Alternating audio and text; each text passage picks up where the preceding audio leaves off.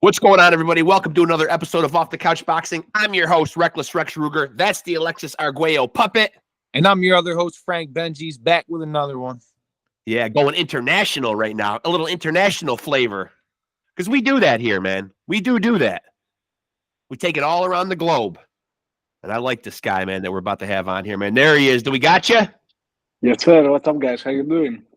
I'm really good, man. Andreas, man. We lost your camera there. Andreas, man. First of all, I'm not going to be the one to screw up the last name, but I'm going to give it a shot. Katzourakis. Katzourakis. I knew I'd screw it up. That's it. That was perfect. The second time was perfect. Yeah. And I'll tell you what, man, of course, you having a big international reach and being Greek, I feel like in honor of you being on the show, I should like break a plate or a dish or something. Is that what the Greek do? Smash something? Look, we do that. We do that in some kind of parties, but it's not such a huge thing in Greece. I think back in the day when all the Greeks immigrated to America, yeah, it was a big thing back then. So it's still a big thing in America. Are historically a lot of Greek boxers? Have we had Greek boxers? No, unfortunately not at all. There was back in, I think, 1939, the only world champion, Anton Christoforidis. Wow. And other than this, Mike Arnautis, Mighty Mike, who fought twice for the world title. I think he was lightweight, but unfortunately he never got the world title. That's it. So you got the market cornered on Greek fighters, man. You're it. Yes. We're starting. I got to ask, man, like, were you born in Greece? I was born and raised in Athens, Greece. I moved to Los Angeles when I was 20. Until 20 years old, I was in Athens. Okay, so the story online is that over in Greece, 400 amateur fights. So I started as a kickboxing fighter because kickboxing is huge in Greece. And yeah. I started when I was 4 years old. And I don't know if you know, in kickboxing tournaments, you are doing all the fights the same day. Plus, you can fight in different divisions, weight classes, and age groups. So you can go to an international tournament, and if you reach the podium in every division, you can get out of the tournament with 20 fights. So is there anybody left in Greece whose ass you haven't kicked? In my division, definitely not. Nobody left. So how did you segue from kickboxing into actual boxing, proper boxing? I think I had the switch when I was about 14 years old, because at that point, I really want to become. It started becoming certain in my mind that I want to pursue a professional career out of my sport. Yeah. And I saw a couple of guys spar in front of me, because until then I was in a kickboxing gym, and I saw a couple of boxers spar in front of me. Not a very high level, but they were good amateurs. They were friends, and it was beautiful. What I saw was beautiful. And then I started getting into boxing more and more, searching about it, looking, and that was it. I was sold. Immediately. Yeah. So did you obviously you said you started out as like a kickboxing guy. Did you have like any like kickboxing and or boxing idols that you looked up to? Back when I was a kickboxer, Mike Zambidis is a Greek kickboxer who was a huge guy, a world champion. So that was him from Greece. And Ernesto Hust was an idol for me when I was a kid. When I transitioned to boxing, immediately I gravitated towards Manny Pacquiao, because that was his era, and that was probably about 13 years ago. Yeah. So I was a huge Pacquiao fan, and after that, I was just starting watching more and more and learning more about the boxing world. But right now, if you ask me, for me, who is my favorite of all time, I would be a marvelous Marvin Hagler fan. There we go. All right. Now, why Marvin Hagler? Like, what all of us seem to gravitate towards athletes for a specific reason. How come him? This guy, I mean, first of all, I love his demeanor outside the ring too. He wasn't I'm not a flashy guy. He wasn't a flashy guy. Yeah. In the ring, he was a killer. He was getting in. He was giving the fights what they wanted to see. He was tough. He was hardcore. He was moving forward the whole fight. He could take a punch. He could give a punch. He could do everything. Yeah. Now, are you worried because your record is 13-0 with 10 knockouts? Now, you had 5 knockouts in a row. The last fight, congratulations, by the way, you just won a couple of weeks ago on a card on the zone. Do you worry, like obviously we just saw a horrible decision with O'Shaquie Foster. Do you worry, or is it something you put out of your mind, where you're looking for knockouts because you feel like, is there a worry with going to the cards? Because you're obviously knocking out a good majority of the guys you're fighting. So I don't think, in my mind, heading into a fight, there's not an actual worry at that point. My style is a style that is going to look for the knockout at the end of the day because I'm applying pressure, and I think I'm a pretty strong guy for 154. Yeah. But I'm telling you this: when we got the scorecards last fight, I mean, for me it was crystal clear, and the first score was 95-95. Yeah. I'm like, wait unbelievable. a second. Wait a second. You watched Malik Montgomery was on that card. Yeah. Yeah. He's the guy we've had on the show a couple times. Yeah, so we were paying attention to that card. Yeah, second score was 98-92. And then I relaxed because I'm like, there is absolutely no way somebody gave weight to him. Yeah. But when I heard the first score, that was a huge worry to me. And seeing Osaki Foster, seeing Track Simpson that fought in overtime the other day, that was terrible too. So I know it can happen in boxing, and definitely getting a stoppage it's way better. Yeah. So I know I asked you about your all-time favorites. So just if I could ask you, like, when you look around the sport now, I know they're like, you know, sort of your co-workers, so to speak. But when you look around at other weight classes, are there any guys that you like particularly watching? Right now, I would say I really like Crawford. Crawford is one of my favorites. I mean, the guy, I think he can do everything. Yeah. So he moved up to 54. Yeah, I really like Crawford. I don't know Inoue. Inoue is amazing. Usyk, but Usyk is a heavyweight. I can't really, see myself doing what he's doing. Although he's moving like a middleweight. Yeah. There are many guys. I love Gervonta. I think Gervonta should really get the big fights because he's there. I feel like he can beat most of these guys, but he never really got a big fight. I'm a big fan of Teofimo Lopez. I like many guys in the sport right now. I think the sport is in a very good era. Now you settled on, when I was doing my research on you, you appeared to have settled on 154, but you did fight at middleweight. Yeah. Like, what was the reason for settling on 154? Did you just feel it was a good fit? You know, you felt like you did your best work there. So 160 was very easy for me to make. And from the beginning of my career, I'm like, when I step up the competition, I want to go down to 54 because at the end of the day, it's the usual thing to do once you become a world champion is either you stay in your division or you move up. Yeah. If you don't become a world champion, you move down. Yeah. So I'm like, we're gonna start from 54, and we'll see what's going to happen after that. Yeah. Do you think moving down, it's like when it's easy to make the weight, you know, then guys come down from a heavier weight and try to bully you at that weight. So do you feel like moving down helps you to like kind of advance your career? I don't see it necessarily weight-wise, although I think it's going to be very hard for anybody to bully me at 54. Definitely. But you can see some middleweights that are huge. I mean, you can see the other day, Saturday night, Zaron Ennis versus David Avanesian. Yeah. He was 3 times as big as the other guy. It's crazy. Yeah. Yeah. Boots was huge. He was. Yeah. Huge, massive. Yeah.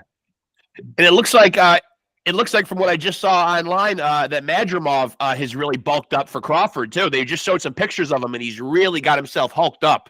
He has to. He's facing a real threat.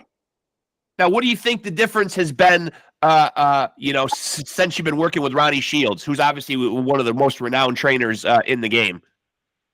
I think he's making little tweaks on my game every time, and I love having him in the corner because he keeps me all the way active. And I'm an active guy, and I can go the rounds. And Ronnie, when he's with me, he'll get the best out of me. He'll get the best out of me every day. And what he really does well is after every fight, because we focus on our opponent. So with every opponent, you get something different. You get a different look in the training camp. And with every fight, you get something more in your arsenal. I mean, I'm already 7 fights. I think I already have 7 fights with Ronnie. And every fight, I feel like I'm getting better and better. Yeah. Is when you're preparing for a fight, are you one of those guys that likes to watch a lot of tape on the guy you're fighting and kind of assess his style? Not particularly. I like to watch tape of the other guy, but I'm not gonna see too much. I like to see them when I start training camp, which is gonna be 8 to 10 weeks. I'm gonna see a couple of his fights then. That's about it. Then I'm gonna see something more at about 4 weeks out of the fight, and I'm gonna see a couple more on fight week. It may be the same fights, it may be different fights, but I'm not gonna pay. I'm not gonna see more than 5-6 fights until now, at least. Now, you've gotten in some great work. I got some of the names of the guys you sparred here. Of course, a young up-and-coming guy is Yoenis Tellez. You've also sparred with Vito Melnicki. He's a young up-and-coming guy. Yes. And a guy we love, man, Marquise Taylor. Yes. Love that guy. Yes. Yeah. Yes. Marquise is great. What Great. do you think of some of these young guys? Like Vito is a guy, particularly, he's from the Northeast. We're from upstate New York. He's from Jersey. He's a guy with a lot of excitement around him. Yes. So I think what everybody says in the gym, I honestly believe it's almost, I'm stuck in the word, it's almost impossible to find another gym in the United States or anywhere right now with more talent from 54 to 68. It's absolutely impossible. Yeah. We have sparring for everything and for everybody. It's Vito Melnicki, Yoenis Tellez, David Stevens, Track Simpson. From 47 is Demian Leskai. Yep. It's me. It's Willie Jones. We have Marquise Taylor coming. I mean, it's 8 of us. It's 8 of us in those divisions. We have David Morel that just moved to 75. Whenever Jermall Charlo is in camp, I mean, you really can't miss. There's amazing work everywhere you look. Yes. Yeah. So we talked a little bit before about your weight and you're moving around in weight classes. What do you think your ceiling is when you're talking about moving up in weight? Like, how high do you think you could go? I don't think I would see myself ever going above 68. Okay. I don't know if I will ever go to 68, but above 68, it's definitely out of the question. I think 54, 60, because I'm already 26 years old. I'm going to become 27 in September. So I don't see myself going above 68. Now, you've already been pretty active here in 2024. What's the plan going forward for the rest of the year? Now, like, we're already in July. How many more fights would you like to have here in 2024? 2 more fights. That's the plan. Okay. And you know what months those fights are going to be in? Are you looking at certain dates? I know the first date for a fact. I mean, we're looking for August for the first date. I think it was announced in the program of DAZN the other day. For the next one, I don't know. Probably towards the end of the year, though. Yeah. So I want to ask you, because we like to talk about this always, but being that you're an overseas guy, it's even kind of cooler to discuss this. What's your go-to like food, like from Greece? So from Greece? Yeah. What's the go-to dish? The go-to, like, not the one that I'm eating daily. No, like your go-to. Like, if we were going there on vacation, you would say when you're in Greece, you have to have this. Look, I mean, of course, everybody knows when you go to Greece, you have to have a gyro sandwich. Yeah. You can't go without it. Yeah. In Greece, the more traditional is to eat it with pork. Here, you eat it more with chicken or lamb. In Greece, it's pork or chicken. I love pork gyro.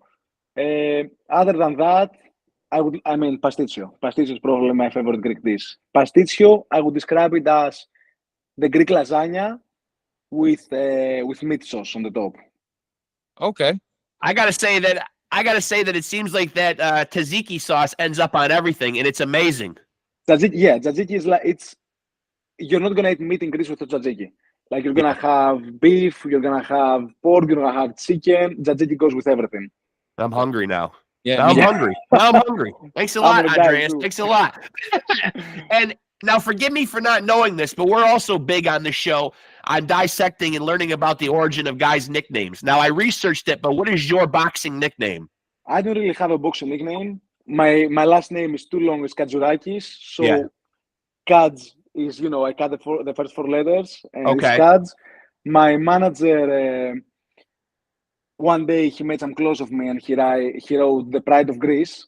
Yeah. That was nice. I really like it, but I don't know, nice. I don't have an actual nickname yet. I don't know if I will ever have, to be honest. You do have a long last name. Yeah, that's true. You do have a long last name. Yeah. So Kadz is easy, it's fast. Yeah, it is. You can't knock it. Yeah, you're giving the announcer a mouthful if you add a nickname in the middle of that. You sure are. Yeah. Let's not go too hard on those ring announcers. So the 154 division, a lot like the 135, the 140, the 147, those middle weights right there are, always seem to be popping with a lot of great competition, man. The guys at the top of that, like right now, what would be your assessment? I know you're not a big trash talker, but like, we're about to see a fight come up with Spence and Fundora. How do you like that one playing out? That's an interesting fight to you because it's at 154. Yes. So that's a very interesting fight. I will give you both sides of the coin. I know Okay. Fundora. We work with Fundora, and I really like him. He's an amazing guy. Yeah. So I want Fundora to win. I think Fundora is gonna win, to be honest. Yeah. So I want him to win, and I think he's gonna win. But the other side of the coin is that I prefer Spence to win because Spence brings more money to the division than Fundora. Yeah. And Yeah. I think right now, where he is at his career, probably is an easier fight too.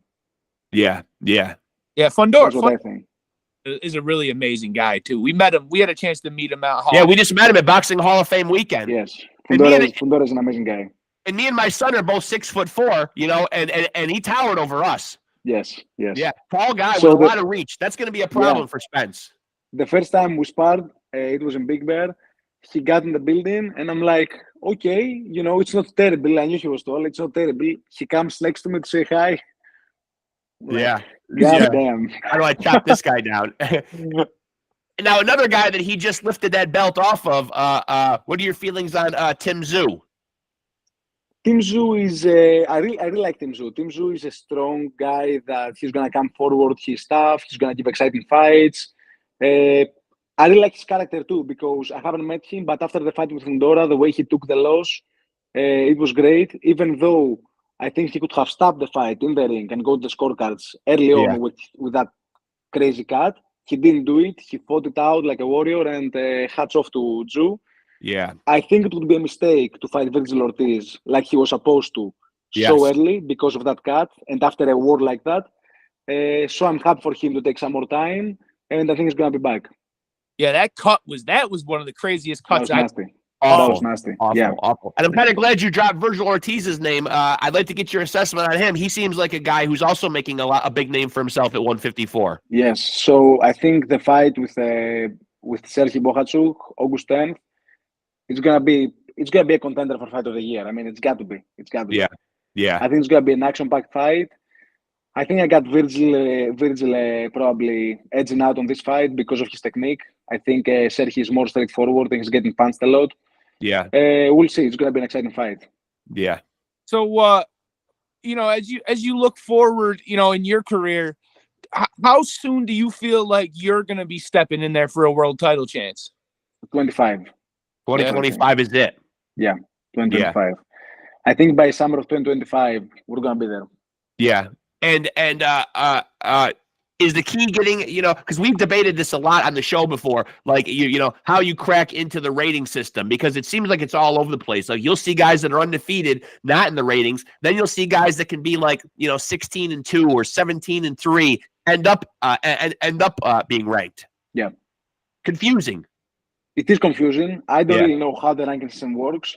I mean, I know a little bit, but I haven't completely understood. I like the fact that there are guys with multiple defeats, 2, 3, 4, maybe, that are staying in the ranks, because I think it's good for boxing. We're getting back to a place that you can fight the best, you can lose, and you can still be there, and you can keep fighting the best. I don't like when I see fighters losing a fight and fighting immediately for a different world title. I don't like that. Yeah. Like Spence, he got destroyed by Crawford, and now he fights for the world title at 54. That doesn't make sense in my mind. And that's upsetting a lot of people online right now. It seems very unfair. Exactly. Take a couple of fights, or take one fight at least. Do something at 54, fight a contender, win, and get your chance for a world title. Yeah. I think another thing happened at 35 or 140 with someone but I think that has to do probably with connections, who you work with. That's what I would say. I think part of the problem was Floyd carried that all the way to 50 wins. People got to be undefeated or you're no good. Yes, I think now we start seeing a small change, and I really like that because we see better fights. I think after Floyd, or during the end of the Floyd era, I think boxing was sort of dying for a little bit, and I feel like now it's at its point at its highest since that point. Yeah. It's getting excited again. Now, one thing we always ask that we've gotten very far into the interview and not asked, when you see these MMA guys against boxers, or you see these YouTube fights, these Jake Paul type fights, I know they bring eyes to the sport, but ultimately, do you like these, or are you not a fan? I'm not a fan of the MMAers coming to the sport if it's somebody like Conor McGregor did with Mayweather, or Yeah. what Ngannou did with a couple of heavyweights, I mean, it's fine because for what they bring to the table, they're not getting paid enough in UFC. I mean, they're getting paid millions of dollars, Yeah. don't get me wrong. Right. It's great money, but when they know that they can transition boxing, fight another superstar, and make 40, 50, 60, or 100 like McGregor made, it makes sense they're going to do it. With the YouTuber situation, I think what they've done right now is they have their own thing. They have their own platform. They're doing their own stuff. The only guy that really transitioned was Jake Paul. And I mean, he's smart. He knows how to manage his career. He knows who to fight. He knows how to play it out. I think he's been improving. I don't think he will ever be a real boxer, but he's improving and he can beat legit opponents. But that's what I would like. It's not a step up. Do you think that it's kind of a mistake and sad that we're saying that he's fought all these professional fights and meanwhile he's beat guys like Nate Robinson, a basketball player? I mean, he started this way, so I wouldn't say a mistake. Right. It is what it is. I will put it this way. It is what it is. I think at the end of the day that he brought some extra eyes to the sport. The UFC guys bring some extra eyes to the sport. I don't think it's necessarily bad, but when you have maybe some organizations rating them, like rating Jake Paul, I think somebody said, WBC said that if Jake Paul beat Tommy Fury, which Tommy Fury is, sorry to say it, but he's a bum too. Yeah. He would be ranked in WBC. It doesn't make sense at all. Right. Or like DAZN, I think I was watching DAZN the other day when Sharon Ennis was fighting, or they made a post something like that with the top guys in America and Jake Paul was in there. Those things don't make sense, but I get it, it's a money thing. And here we thought Andreas wasn't going to talk any smack, but yet he had the nerve to call Tommy Fury a bum, which I totally agree with. Tommy Fury is on the outer fringes of a boxer, really, though. I mean, that's not really setting the bar very high, man, fighting a Tommy Fury. He's a reality star. He's a reality TV star. That's what he is. That's very well put. Now, and for Jake to have lost to him so easily the way he did. That doesn't bode well for him at all. Yeah, that's why he's going back to MMA fighters and stuff like that. I mean, now, do you feel like it's a huge advantage because there haven't been a plethora of boxers coming from Greece? Obviously, it's got to be a lot of buzz and very exciting back in Greece. You've got a big international audience that's kind of plugged in here. We saw some of them turning out to your fight the other night. What's the reception been like, or that you're hearing from back home? It's amazing both here and back home. It's not as big as it could because in Greece, one thing what we do is we only love soccer and basketball. Those are the two sports. There is nothing else. We don't even have sport TV shows, to be honest. Yeah. And so I think for you to get the necessary, to be established in the sporting world of Greece and get people behind you to support you, to be there 100% for you, for the entire country to be rooting, you have to be a world champion. Once you be a world champion, they're going to root for you. But until then, they're not really sold. And, you're not going to have reporters and the TV and everybody else giving you the platform to say your piece. Yeah. Well, there is certainly a buzz around you, and it was evident on that last DAZN show. I mean, I saw a lot of Greek flags in the audience. I mean, there certainly is an excitement and a buzz generated, and I do think it bodes well for you that a lot of boxers, haven't come from Greece. That's probably a good thing. Yeah, it's great. I think it's going to be bigger and bigger, and we're going to do better and better every time. In Houston, there is a huge Greek community that I didn't know about, that they're really supporting me and they're showing out every fight, every time I have. But I'm telling you again, I wouldn't go. I really want to fight back home. I want to have a huge fight in Greece, but I don't think Greece is there yet. I don't think Greece can have a huge fight back home because I don't want to go there and not being able to sell out a 10,000 people arena, 20,000 people arena. Right. Because at the end of the day, you do what you do here and you're going back home and you don't have the same reception, it doesn't sound right. It's a marketability thing, sure. Yes. You go back there and bring that gold, though, they're going to turn out in droves. Yes. We're going to do it. We're going to do it, man. That's the key. I believe it, man. And so you anticipate 2025. So at that point, you would like to have how many total fights under your belt? You've got 13 now. So when you go into a title fight, what would you, 15, 16? 16. Yeah. 16. If we finish this year with 15-0, have another one, and we're ready to go. We're good to go. I Yeah. mean, whatever it is, I'm ready. I can fight 12 rounder right now. I feel all these guys that are up top, I can fight every one of them. So I don't want to talk a lot. I want to show my actions in the ring. I respect so that. one step at a time. We have a fight in August. We're gonna have another one. So I'm seeing each opponent, and then we're looking forward. But I think I'm ready. I'm ready right now. Well, you certainly have a crowd-pleasing style, man, on the front foot, as you said earlier, attacking, a lot of action, I mean? Like, you're obviously, you're aggressive in your fights, I mean? You're producing knockouts, at this point in your career. So, all those things usually point to a good marketability and a good success. You're very charismatic. That helps. Thank you. Thank you so much. Yeah. And listen, so before we let you out of here, we got to hit him with the Mount Rushmore. So your Mount Rushmore, your top 4 fighters of all time for you. I'll put Sugar Ray Robinson. I mean, hands down. Muhammad Ali, not only from what he did in the ring, but what he did outside the ring too. So Muhammad Ali got to be there. I will put Hagler just because he's my favorite. I don't know if his career is top 3, but I would agree with the Hagler thing because Hagler was old school and he did do something that you don't see a lot anymore. He made sure that he kept cleaning out his division for years and years and years. He didn't jump around. He was the middleweight champion for over a decade, and that was it. I think he's the best middleweight of all time. No doubt. Yeah. Golovkin tried to reach him, but I think Hagler is still there. Yeah, I agree. So I'll put Hagler. Fourth is a tough one. Fourth is always a tough one to think, a fourth name. But just because I talked about today, and I mean, he's an 8th division world champion, let's put Manny Pacquiao up there. You gotta. Yeah. 8 divisions. Great 4. Yeah. And Andres didn't even give it a lot of thought. He peeled them right off. We like that, man. Not much thought behind it, man. Just rattled them off. Definitive answers, man. I mean, Manny Pacquiao, you can't argue. I mean, the guy is great. No. Not only he's an 8th division world champion, but he was beating the man in every division that he was going. Yeah, no doubt about it. The guy's a legend. Yeah. Andreas, man, this was a real pleasure getting the chance to talk to you. I do hope you'll stay in touch, man. We'd love to have you back on again, especially after you capture that gold. Don't forget us. Come back on here and we'll chop it up. I'll be here.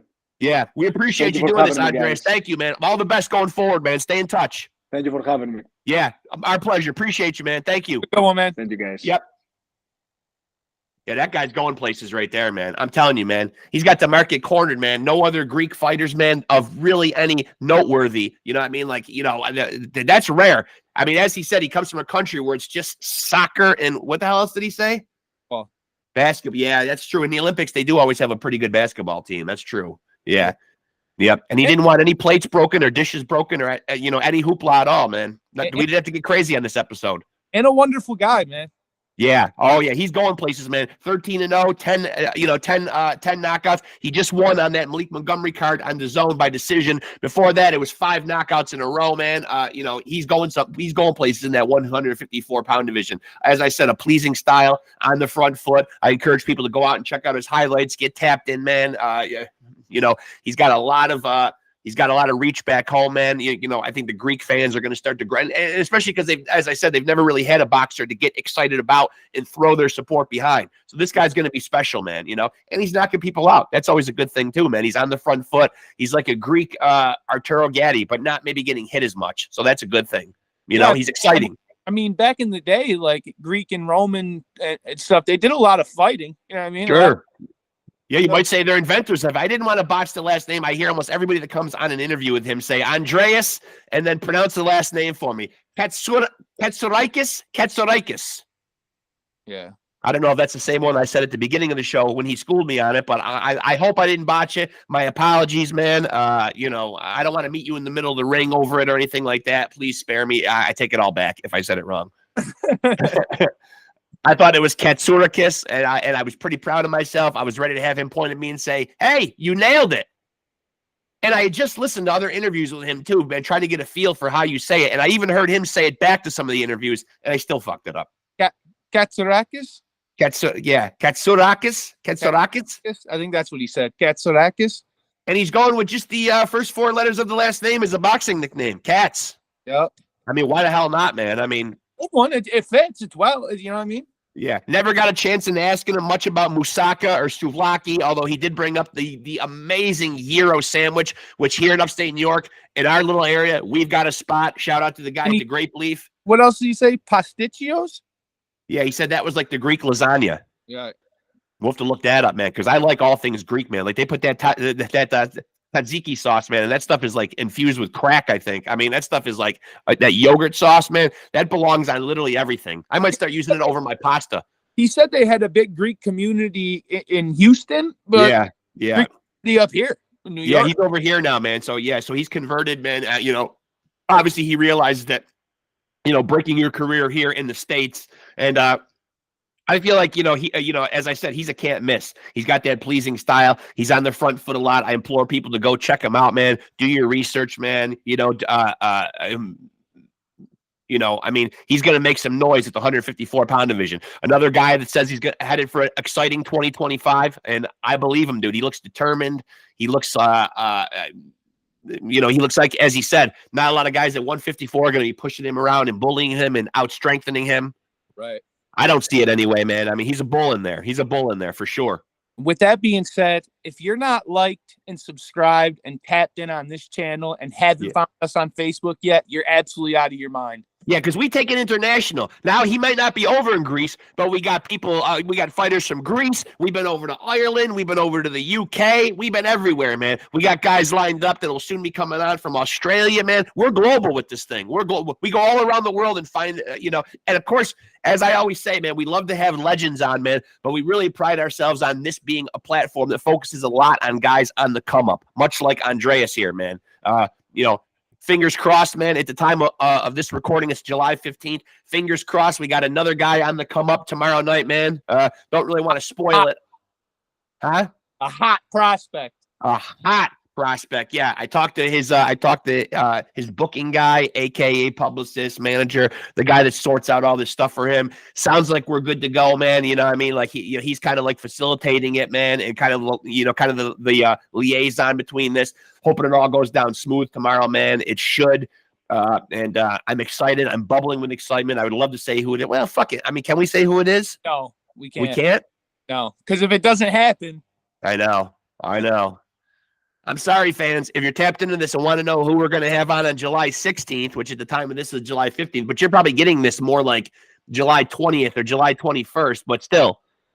Right. Sorry. Our lips are sealed, man. Zip it, lock it, put it in your pocket, man. Can't do it. It just and this is no disrespect to Keyshawn or anybody else that didn't come on. Now you just mentioned his name, so you just gave the whole damn thing away. You just said exactly what you weren't gonna fucking do, and then you did it anyway, man. Yeah, well, I was gonna say it's not like there's a lot of them with that name floating around out there. No, I just want to say though, no discredit to anybody. Sometimes things happen. Shit happens. Yeah.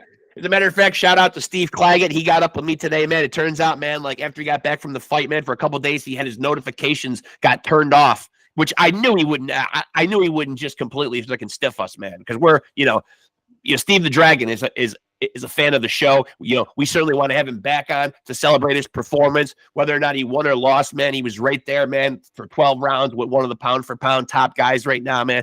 Fought his ass off, dude. A victory of sorts. You know what I mean? Certainly a moral victory. Certainly a victory that's going to position him, hopefully, for future opportunities. So we will get with Steve Claggett, who just fought a great fight against Teofimo Lopez in a losing effort, man. But we will have our old buddy Steve Claggett back on here again. He was very apologetic, man, and so we will be sorting him out again for the near future here. And I've got and believe me, I've got the messages out to every young up-and-coming fighter out there, man. If you saw my Facebook Messenger, man, we're gonna reel them all in at some point, man. Everybody that's making noise and making waves in the fight game at any weight, man. And if you see this and you are one of those guys, reach out to us on Facebook, like and follow us, hit us up with a friend request.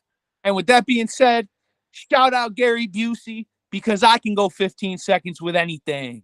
And make sure you like, follow, subscribe, hit the notification bell on this channel. Stay tapped in for the best boxing conversations where people from the fight game come to chop it up like no place else. And a big shout out to ANDREAS KATZOURAKIS. Can't thank him enough, man, for joining us from Texas tonight, man. Be looking for him to do big, big things, man. And really appreciate him doing the show, man, and honor having him on. And remember, if you want to be a champion, you got to roll with the champs.